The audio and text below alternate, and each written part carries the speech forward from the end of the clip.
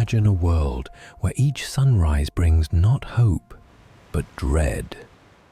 Where the air feels thick with something unseen, and every cough in the street makes neighbors glance away in fear.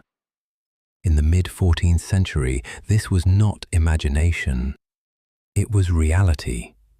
The Black Death, as history would come to call it, spread like a shadow across Europe, North Africa, and Asia.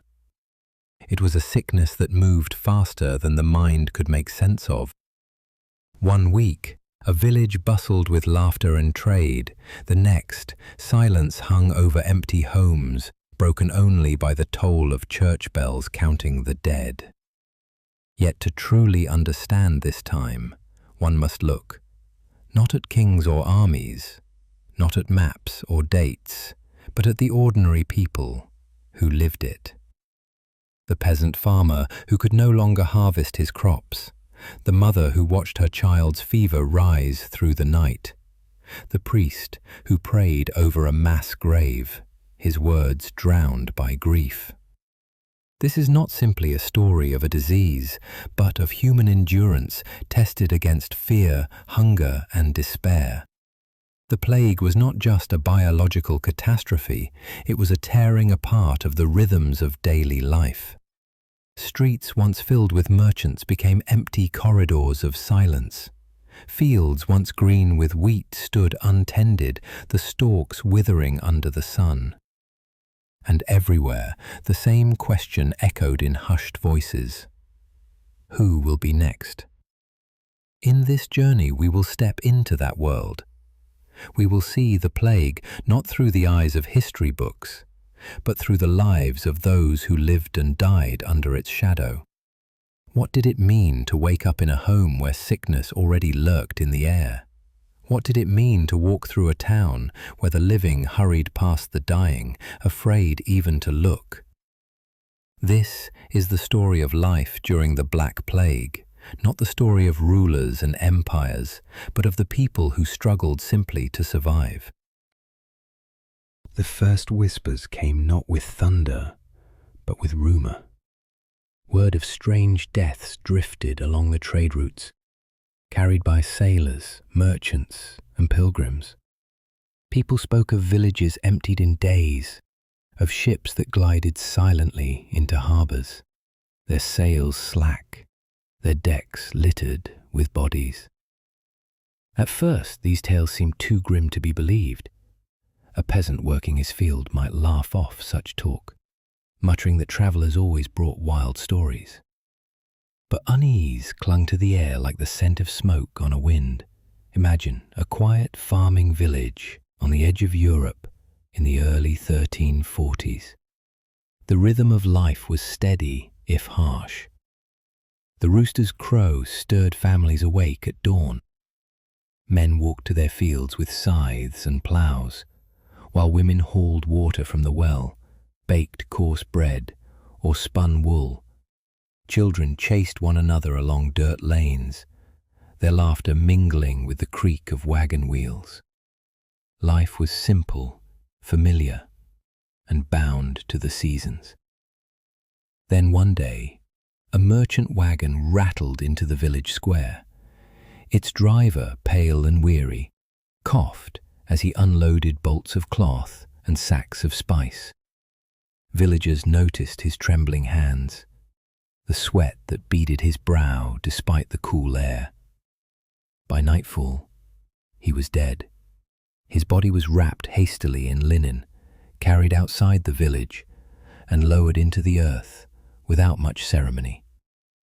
Illness was no stranger to medieval life, and most thought little of it. But soon, another villager fell sick, then another. At first, the symptoms could be mistaken for any common fever. Chills, fatigue, a sudden weakness that bent strong men double. But within hours, dark swellings began to rise beneath the skin, lumps in the armpits, the groin, and along the neck. They hardened into painful knots, hot to the touch, before breaking open and oozing foul-smelling pus. These were the buboes that gave the sickness its dreaded name. Those afflicted burned with fever, their minds clouded with delirium.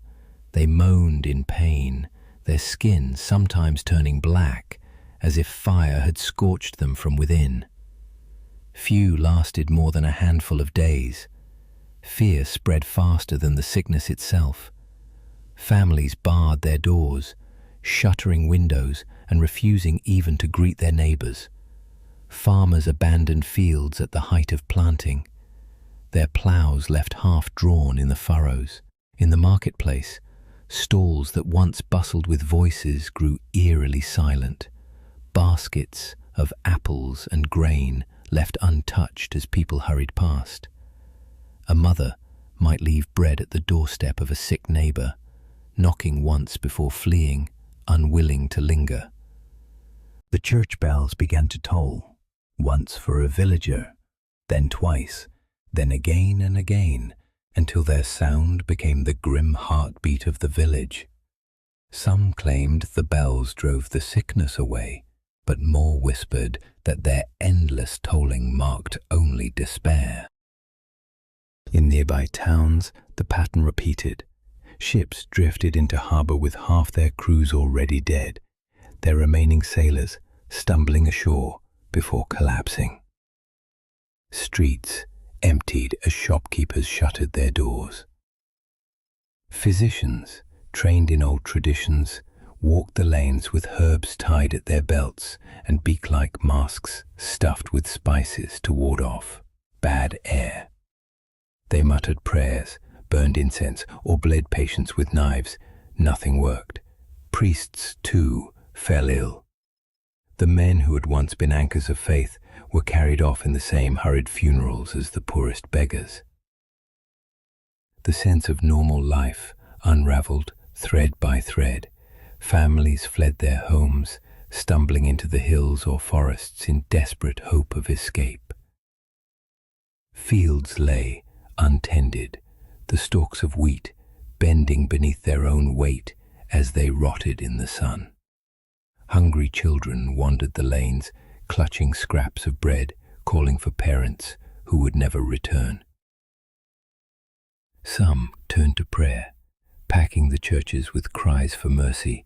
Kneeling figures lined the pews, their voices rising into the rafters like smoke. Others believed God had abandoned them, and despair sank deep into their bones. Whispers spread of divine punishment, of the end of days, and yet still others clung to hope that the sickness would pass, that life would return to its old rhythm. But the truth was inescapable. The plague had arrived, creeping into villages and towns alike. It needed no armies, no banners, no declarations. It came quietly, carried on the breath of a stranger, the touch of a hand, the flea on a rat. And with it came the slow unraveling of everything people had once thought secure. Safety, order, and the promise of tomorrow. The Black Death was no longer a rumor. It was a shadow stretching over the land, and in its path nothing remained unchanged. Morning came, but the sun felt weaker than it once had.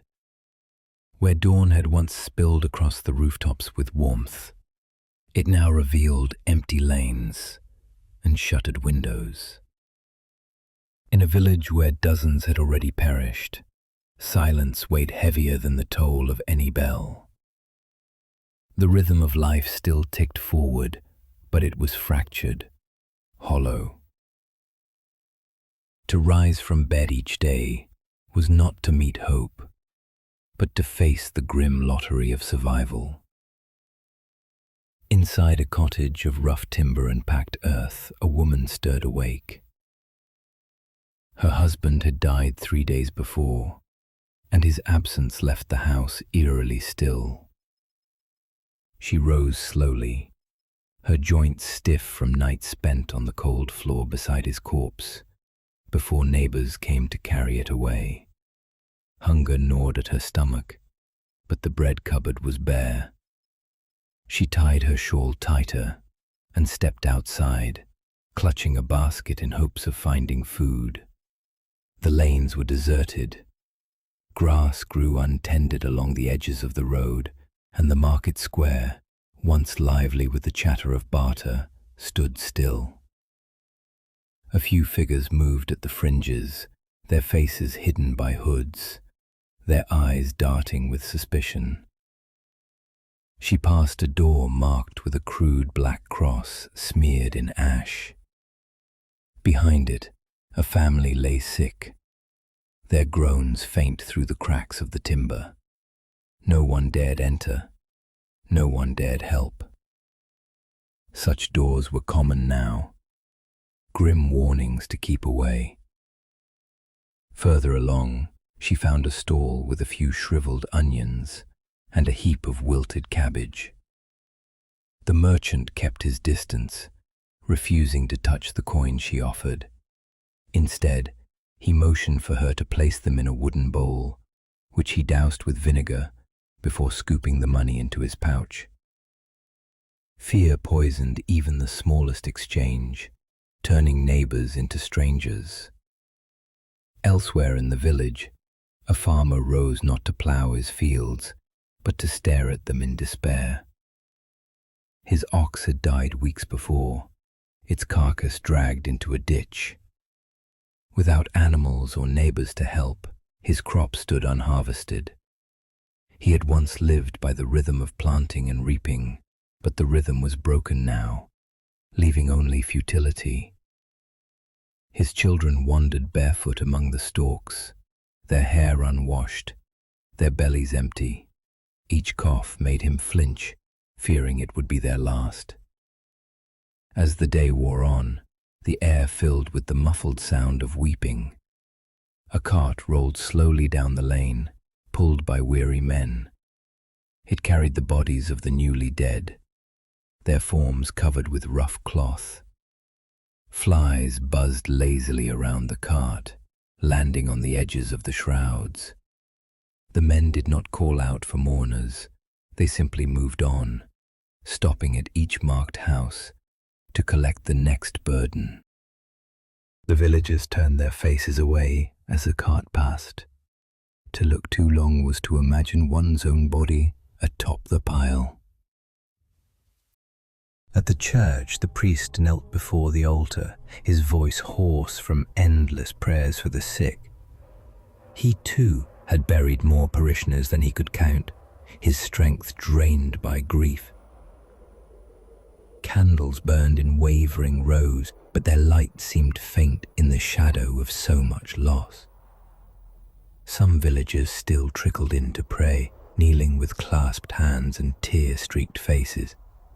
Others no longer bothered, their faith frayed by the sight of holy men dying as swiftly as beggars. By afternoon, the woman with the basket returned to her cottage. She lit a small fire with the last of her wood and boiled the cabbage she had purchased. The watery stew carried little flavor, but it was sustenance. She ate alone, her eyes fixed on the empty chair across from her. Outside, the village remained hushed, punctuated only by the occasional cough or the distant cry of a child. Night descended early, as if the sun itself recoiled from what it saw. The woman barred her door, whispered a prayer, and curled up by the fading fire. In the distance, she thought she heard the wheels of the cart again, squeaking faintly in the dark. Sleep came fitfully, broken by dreams of sickness creeping beneath the door. This was life now, a cycle of hunger, fear, and loss. The plague had not only stolen lives, but had also unravelled the small comforts that once made survival bearable. The laughter of children, the bustle of the marketplace, the warmth of neighbours gathered by the hearth. What remained was endurance, day by day, in a village that felt more like a graveyard than a home. For those who survived, life did not feel like living. It was survival in its rawest form, stripped of joy, reduced to necessity. To rise each day was to carry a weight heavier than the body, heavier even than hunger, the burden of grief. Every villager had lost someone, and the sorrow hung like mist clinging to the air, shaping every gesture, every thought. A boy no older than 12 trudged along a dirt path, his thin frame carrying a bundle of firewood. His father had died weeks earlier, and his mother was too weak to work. The boy's hands, once meant for play, were raw from labor. Each morning he rose before the sun, gathering wood and fetching water. He did not complain. Children no longer did. They grew quiet quickly, learning that life was not fair, that survival was a duty. Childhood slipped away like smoke. Elsewhere, a widow stood by a shallow grave, its edges crumbling in the soft soil. Her hands were blistered from digging, but no one else had come to help. She lowered her husband's body, wrapped in a threadbare sheet, into the earth. There were no hymns, no procession, only the sound of her labored breathing and the whisper of soil as she covered him. The act was brutal, but it was necessary. In plague villages, grief was private, unadorned, and endless. Everywhere, death forced the living into labor. Carts had to be pulled, ditches dug, fires stoked to burn what could not be buried. Those too weak to manage were forced to watch as others took their place. Women who once spun wool now lifted shovels. Boys who once herded goats dragged corpses. Even the elderly, bent with age, did what they could, though their bodies ached with every movement. To stop was to risk being counted among the dead. Meals were rare and meager. Grain stores had been raided months before, and many fields lay untended. Families boiled weeds into broth, tore bark from trees, and scavenged for roots. Some whispered of darker meals, meat not taken from animals, but from those who had perished. Though such acts were condemned, no one doubted they had happened. Hunger did not ask permission, it drove people to choices they could not bear to speak aloud. And yet, amid the despair, small sparks of humanity endured. A mother, though starving, pressed her crust of bread into her child's hand. Neighbours left bowls of water on doorsteps for the sick who could not leave their homes. A priest, though frail, continued to bless the dying, his hand trembling as he traced the sign of the cross. These gestures did not stop the plague, but they reminded the living that kindness had not vanished entirely. Still, loneliness gnawed deeper than hunger. Villagers who once shared laughter by the fire now sat in silence. Songs, once carried on the wind, were gone. The sound of children playing had disappeared. For many, the greatest agony was not death itself, but the slow erosion of community, the sense that life's meaning had drained away. Without the bonds of family and neighbours, survival felt hollow, as though the body lived while the soul withered. As dusk fell, the boy returned home with his bundle of wood. His mother stirred a weak stew from wild herbs, her hands shaking as she ladled it into a cracked bowl. They ate in silence, listening to the faint toll of the church bell. Each ring marked another death, another soul lost. The boy leaned against his mother's shoulder, her frame as fragile as the clay walls around them. In that moment, survival meant little more than sharing warmth, clinging together against the dark. This was the burden of the living, to endure hunger, to bury the dead, to labour until the body broke, and still to rise again the next morning. Survival was not triumph, it was obligation, carried forward, one breath at a time. The streets of the city were once alive with sound, the chatter of merchants, the laughter of children chasing one another between stalls, the ringing of church bells calling the faithful to prayer. But now, those same streets lay in silence, broken only by the creak of a shutter in the wind or the distant cry of a raven circling overhead. The plague had stolen the voices from the city, leaving behind an echoing emptiness. Market squares, once bursting with trade, were reduced to hollow shells. Wooden stalls leaned under the weight of dust, baskets overturned, fruit long since rotted into shriveled husks. Coins that had clinked so cheerfully now lay abandoned, dulled, and forgotten. No one dared gather them. To touch anything left behind was to court death.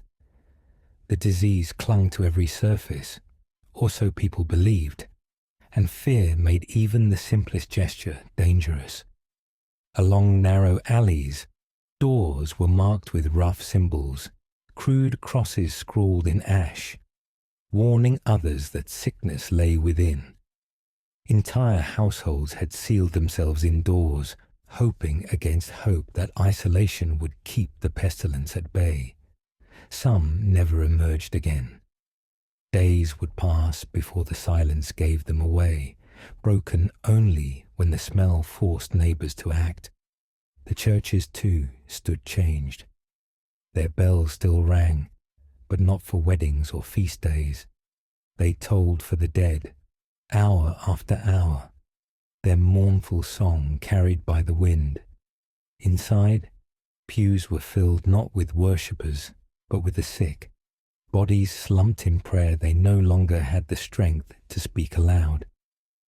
Priests moved among them like shadows, whispering blessings with voices hoarse from overuse.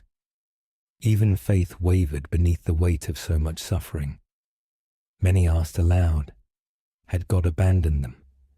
Was this punishment or something worse? A world unraveling beyond repair. In the heart of the city, carts trundled through the streets, wheels rattling on the cobblestones. The drivers called out in grim voices, "Bring out your dead." Families carried bodies wrapped in cloth, sometimes 2, 3, or more at once. Mothers handed over children. Husbands bore wives, brothers lifted brothers. The bodies were heaped together, without names, without markers, to be taken to the pits outside the city walls. Death no longer allowed for ceremony. It was swift, merciless, and endless. Night brought no peace.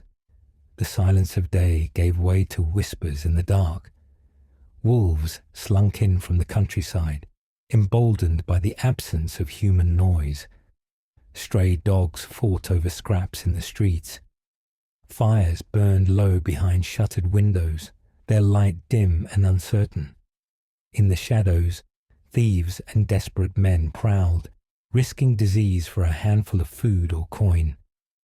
Fear was not only of the plague itself, but of those driven mad by hunger. Yet, amid the decay, the city still lived, barely.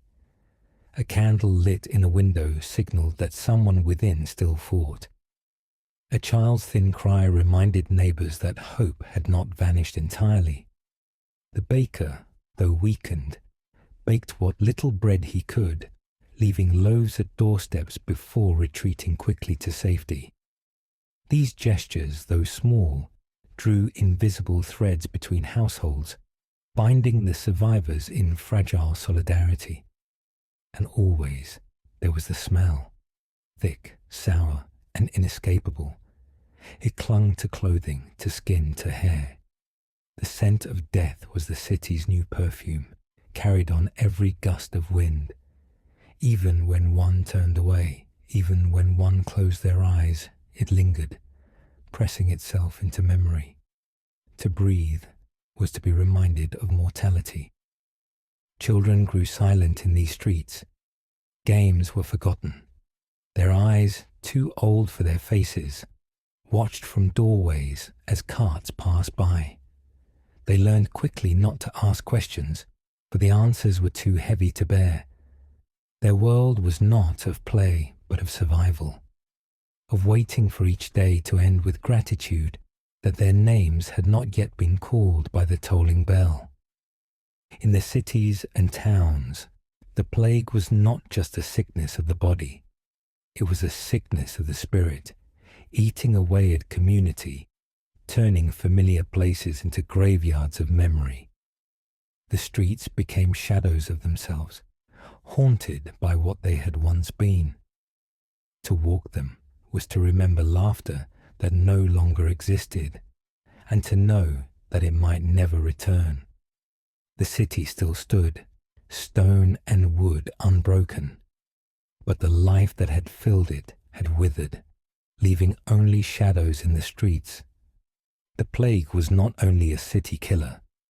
Its shadow stretched across farmland, hamlets, and villages that for centuries had been the backbone of Europe.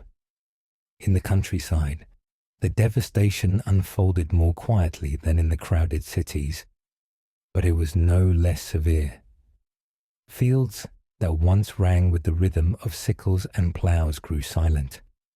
Cottages stood with doors unlatched, animals wandering untended through lanes, and weeds creeping over once tidy gardens. Life in rural Europe, so dependent on the fragile balance between labour, harvest, and survival, collapsed under the weight of the Black Death. When the pestilence reached the village, it often struck with terrifying efficiency. Whole households might fall ill within days, leaving no one to tend the fires or care for livestock. Those who survived sometimes fled, hoping to escape the infection, leaving behind animals locked in barns or tethered in pastures. Sheep bleated until their voices grew hoarse, cows lowed for milkers who never returned, and horses kicked at empty stalls. In time, many of these creatures died where they stood, adding the stench of decay to the already heavy air. The collapse of farming routines meant that harvests were abandoned mid-field. Crops that had sprouted with promise in spring were left uncut, bending under their own weight until they rotted. Grain stores sat uncollected, vulnerable to rats, moisture, and waste. Villages that once relied on communal effort, the pooling of neighbours to plough, reap, and thresh, lost that cooperative rhythm when half or more of their workers lay buried in shallow graves. Bread, the staple of medieval diets, became scarce. In some places, the scarcity was not due to a lack of crops, but a lack of hands to bring them in. For the peasants who endured, life became a strange mixture of terror and opportunity. With so few labourers left, lords found themselves desperate to keep fields productive. Survivors could demand higher wages, better treatment, or even freedom from certain feudal obligations. But this newfound bargaining power did not erase the despair. To walk through a village where cottages were padlocked, orchards untended, and the churchyard swollen with fresh graves was to live in an open wound. People knew that their gain came at the cost of neighbours, kin, and entire communities erased from the earth. Daily life for the rural poor was grueling even before the plague, but the epidemic made every task heavier. To fetch water alone, without a companion to help carry the bucket. To attempt ploughing with fewer oxen and no brothers or cousins to guide the team. To bring in hay without the songs and chatter that once softened the long hours. Labour became solitary and mournful, coloured by fear that the next touch of fever would fell the survivor too. Superstition and fear hung thick in these abandoned landscapes. Some peasants whispered that the fields themselves were cursed, poisoned by the breath of the dying. Others avoided barns or byres where many animals had perished, convinced that evil spirits lingered there. The ringing of church bells grew rare, as even priests in the countryside were claimed by the plague. Silence replaced the sound of worship, the stillness broken only by the caw of crows circling above deserted villages. There were places where the countryside emptied almost completely. Entire hamlets vanished, erased from maps as survivors migrated to larger towns seeking protection or simply left in despair. Travelers who passed along rural roads reported ruins overgrown with ivy and nettles, wells covered in moss, and fields sprouting only weeds. The landscape of Europe itself began to change, scarred by the sudden absence of human hands. Forests crept back into abandoned farmland. Deer, boar, and wolves roamed into pastures where they had not been seen in generations. And yet, in this desolation, life slowly adapted. Children who had survived took on adult tasks long before their time. Widows managed farms once controlled by their husbands.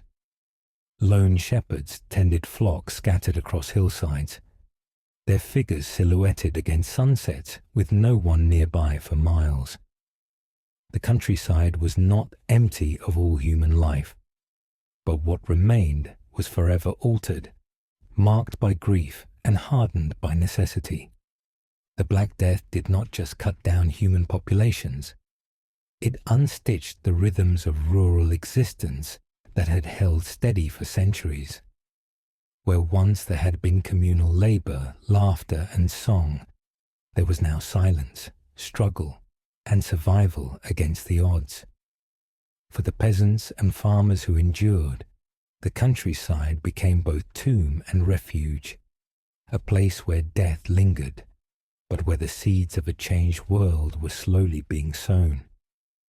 Fear during the Black Plague was more than a passing emotion. It was a constant companion, shaping choices, tearing at trust, and seeping into every corner of daily life.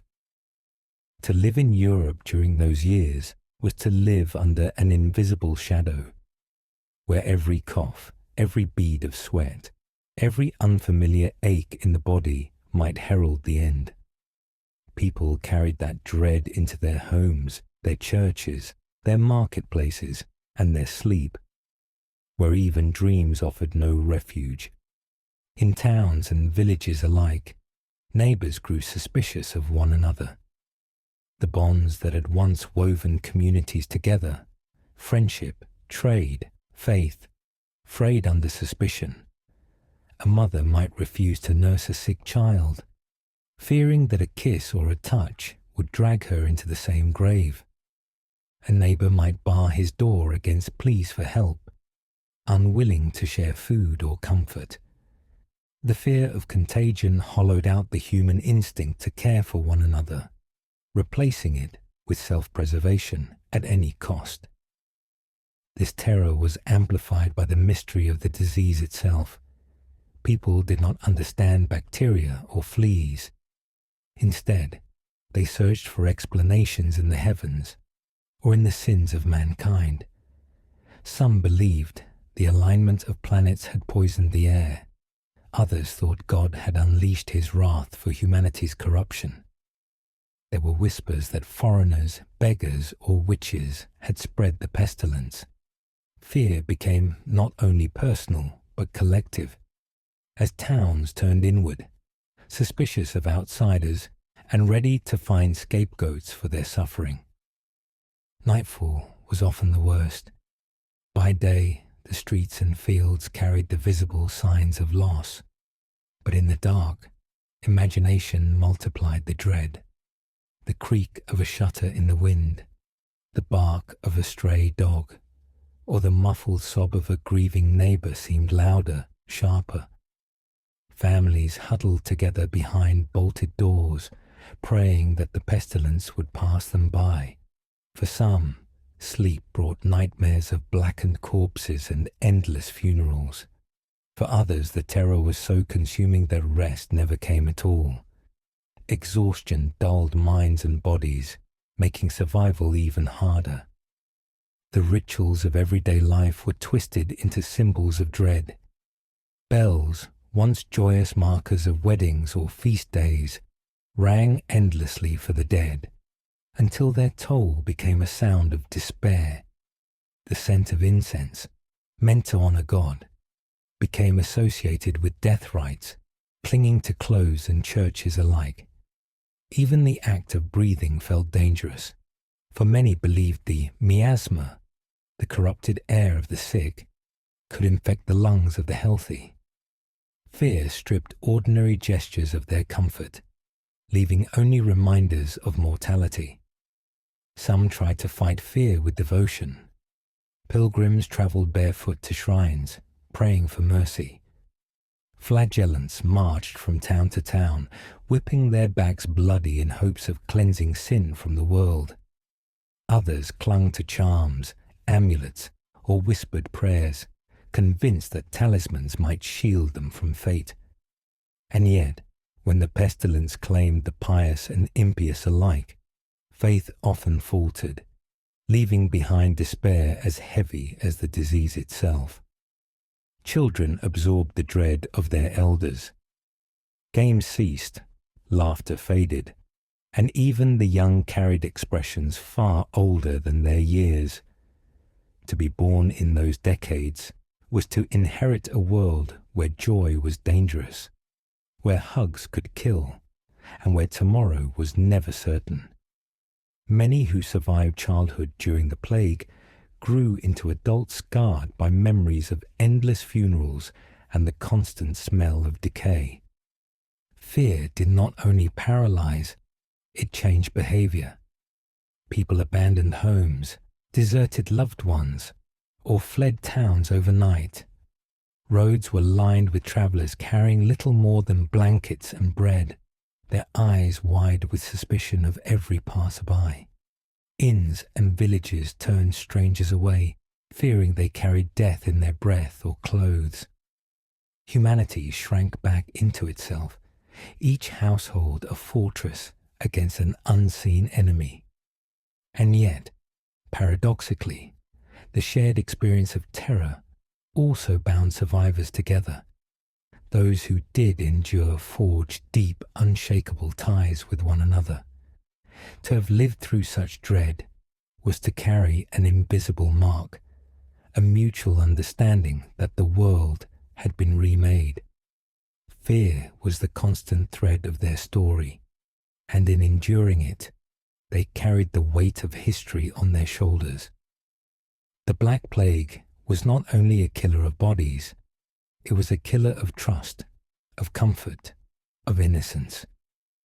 Its most enduring legacy was not just measured in graves, but in the fear that haunted every street and every household. It was a fear that stripped life bare, leaving behind only the raw will to survive in a world where death seemed certain at every turn. The Black Plague was not only a sickness of the body, it was a sickness of society itself. As the pestilence spread, the familiar rhythms that had structured people's days fell apart. Markets closed, schools were abandoned, and even the churches, once the heart of communal life, became places of silence, filled only with mourning and fear. Daily life, once built around simple routines of work, prayer, and community, collapsed under the weight of death. For peasants and labourers, survival had always been tied to the land and to the seasons. Yet in many villages, fields lay untended as workers died or fled. Crops withered, livestock wandered untended, and the carefully maintained balance between human hands and the natural world broke apart. Hunger, already a common companion in medieval Europe, became sharper and more relentless. Families that might have survived on bread and ale found even those staples vanishing. The fear of disease was soon joined by the gnawing ache of famine. In towns, the collapse was even more dramatic. Streets once bustling with merchants and tradesmen grew silent, punctuated only by the creak of carts carrying away the dead.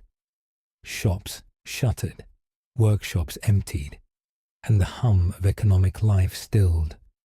Where people once bartered for cloth or iron, now they bartered for survival, trading what little they had for a loaf of bread or a flask of clean water.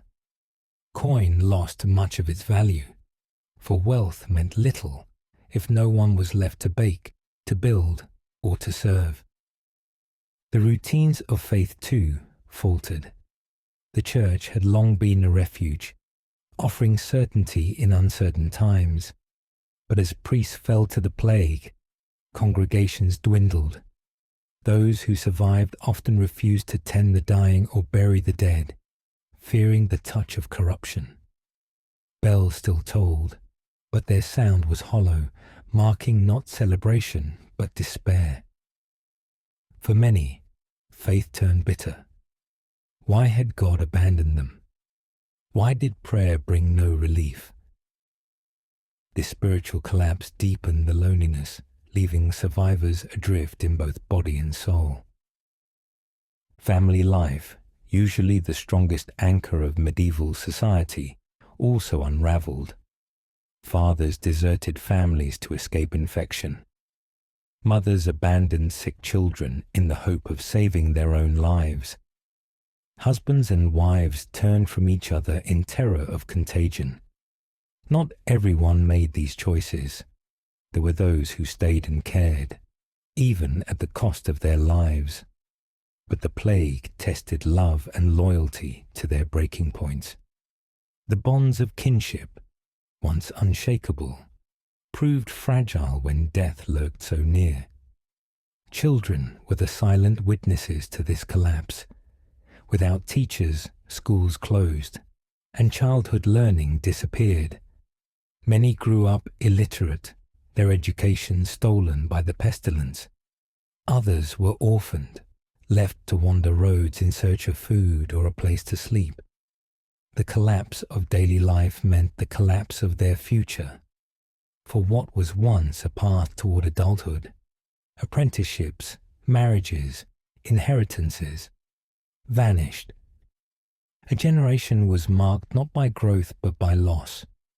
Even rituals of death, once carefully observed, fell apart. Funerals grew shorter, rushed affairs. Graves were dug in haste, often mass pits rather than sacred plots. Families could no longer gather to mourn together. Instead, bodies were removed quickly, sometimes by strangers, and buried without ceremony. The traditions that had comforted the living for centuries were erased, leaving survivors to grieve without solace. Death had become not just common, but stripped of dignity.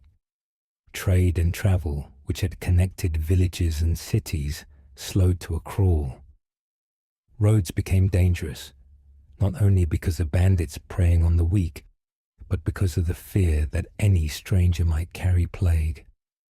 Inns closed, bridges were abandoned, and the flow of goods that sustained towns ground to a halt. Isolation deepened, and with it came despair. To live through the Black Plague was to live in a world that shrank smaller every day as connections to the outside crumbled. And yet, amid the ruins of daily life, there were moments of resilience. Some communities banded together, sharing food and labor to survive. In remote villages spared from the worst outbreaks, life continued with adjustments, though haunted by the knowledge of what loomed beyond. Small acts of kindness, a loaf of bread left at a sick neighbor's door, a whispered prayer, a shared blanket, became profound reminders that humanity, though battered, was not entirely erased. The collapse of daily life during the Black Plague was not only a matter of loss, but of transformation. The world that emerged after would not be the same as the one before. The pestilence stripped away the familiar and forced survivors to reimagine how to live, how to work, and how to connect. In the ruins of daily routines lay the seeds of change, though no one at the time could yet see what new world would grow from the ashes of the old. The Black Plague was more than a disease. It was a rupture in human life. It stripped away the familiar rhythms of work, family, faith, and community, leaving behind a world marked by hunger, grief, and fear. Daily life itself collapsed, and those who survived carried scars deeper than illness. Yet, in the shadow of this devastation, humanity endured. Small acts of courage, fleeting moments of compassion, and the sheer will to continue lit sparks of resilience in the darkness. Though the plague reshaped societies and left wounds that lasted generations, it also revealed the fragile strength of the human spirit. From the ashes of loss, new ways of living slowly emerged, proving that even in despair, life persists.